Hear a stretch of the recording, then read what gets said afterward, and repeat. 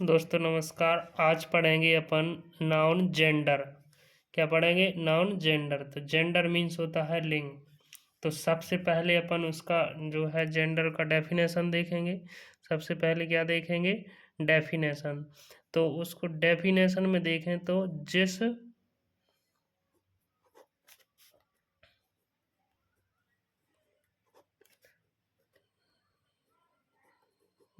शब्द से लिंग स्पष्ट हो, क्या हो? लिंग स्पष्ट हो, उसे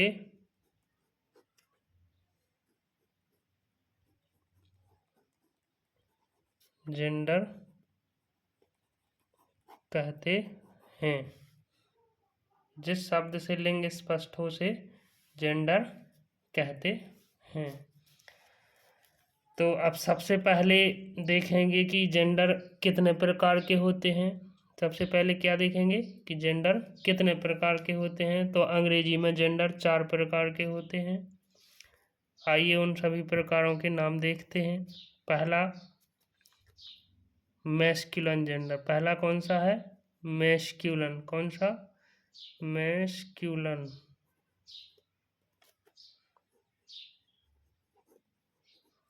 पहला है मैस्कुलिन जेंडर। दूसरा फेमिनाइन।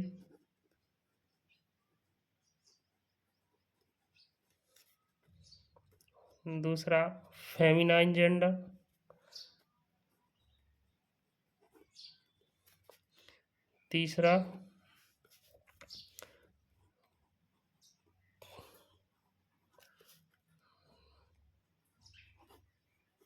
तीसरा कॉमन जेंडर। चौथा देखें तो न्यूट्रल जेंडर। अब ये तो चारों जेंडर के नाम हुए।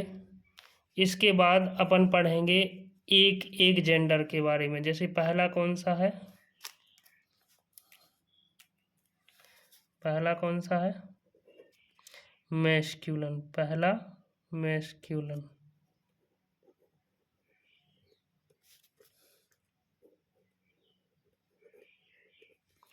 पहला कौन सा है? Masculine gender. तो सबसे पहले अपन पढ़ेंगे मैस्कुलिन जेंडर के बारे में। तो मैस्कुलिन जेंडर को हिंदी में क्या बोलते हैं? पुल्लिंग। हिंदी में क्या बोलते हैं? पुल्लिंग। यदि इसकी डेफिनेशन देखें तो अंग्रेजी में मैस्कुलिन जेंडर की डेफिनेशन होगी a noun that indicate the name of the male is of the masculine gender. और यदि इसी को हिंदी में देखें तो जिस शब्द से किसी नर अथवा पुरुष जाति का बोध हो उसे मैस्कुलिन जेंडर कहते हैं। तो यहाँ पे हम परिभाषा उसकी हिंदी में लिखते हैं।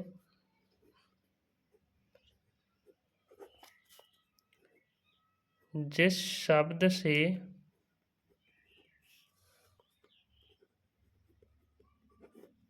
किसी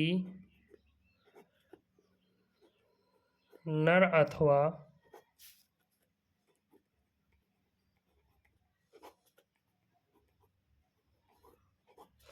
पुरुष जाति का बोध हो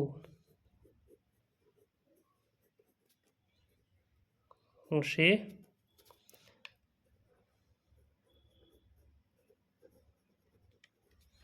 मैस्कुलिन जेंडर कहते हैं। क्या कहते हैं? मैस्कुलिन जेंडर कहते हैं।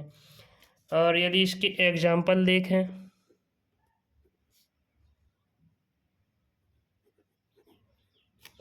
तो मैस्कुलिन जेंडर में एग्जाम्पल में यदि देखें तो उसमें मेल ही आएंगे। जैसे बॉय, हॉर्स, फादर, ईटीसी। और यदि दूसरा देखें, ये तो हुआ मैस्कुलिन जेंडर। दूसरा होता है फेमिनाइन जेंडर।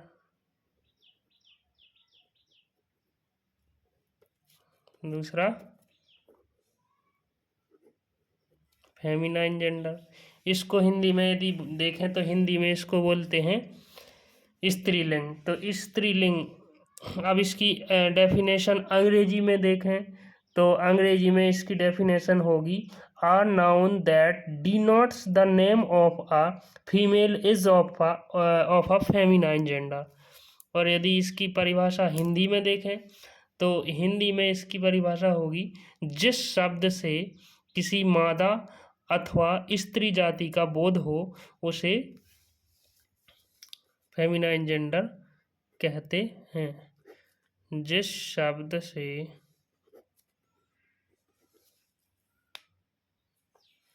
मादा अथवा स्त्री जाति का बोध हो उसे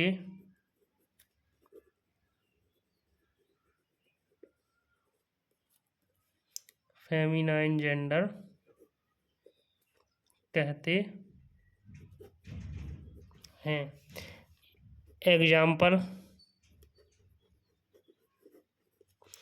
एग्जाम्पल में देखें जैसे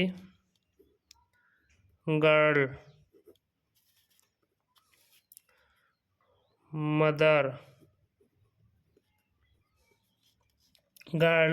मदर, वोमेन,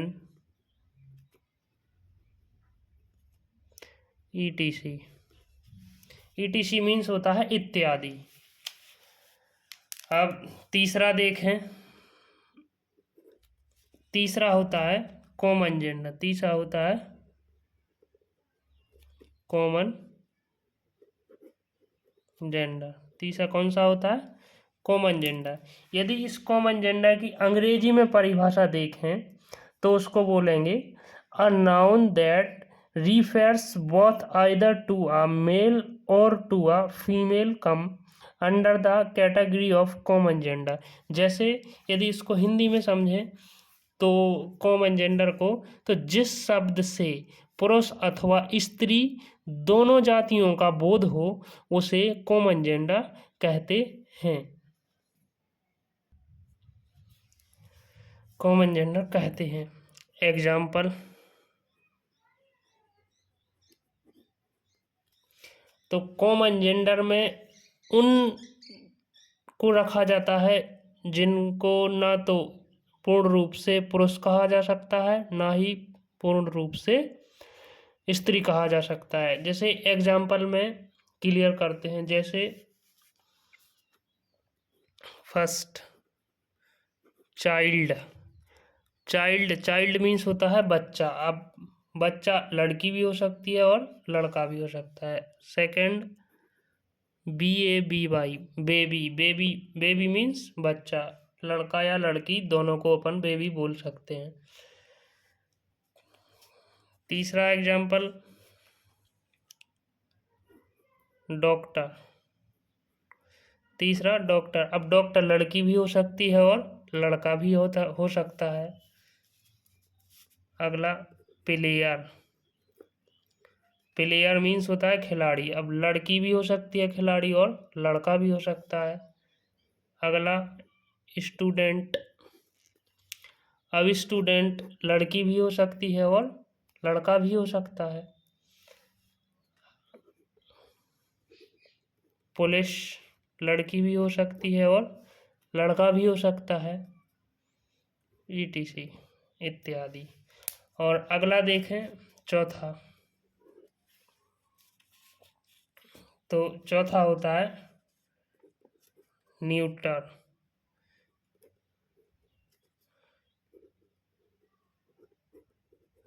जेंडर। चौथा कौन सा होता है? Neuter gender. तो न्यूटर जेंडर की यदि परिभाषा अंग्रेजी में देखें तो होगी a noun that denotes a lifeless object come under the category of neuter gender। और यदि हिंदी में देखें तो हिंदी में उसकी परिभाषा होगी निर्जीव वस्तु अथवा पदार्थ को न्यूटर जेंडर में रखा जाता है। जैसे निर्जीव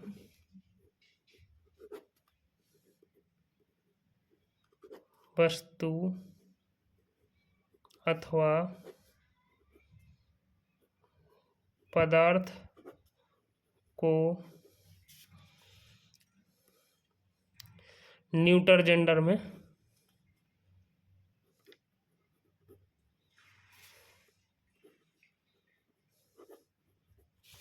न्यूटर जेंडर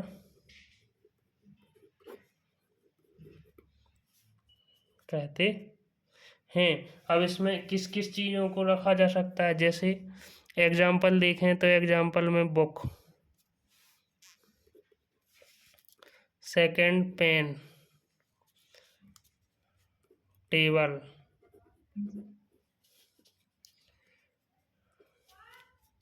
ETC। और इसमें यदि इसमें देखें तो नोट में हम बता रहे हैं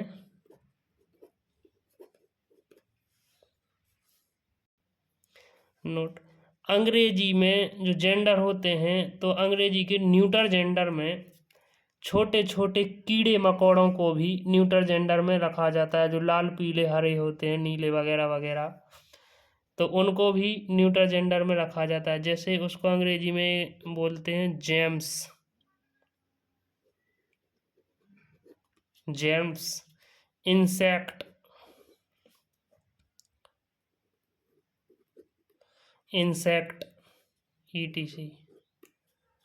तो ये हुए अपने जेंडर। अब अभी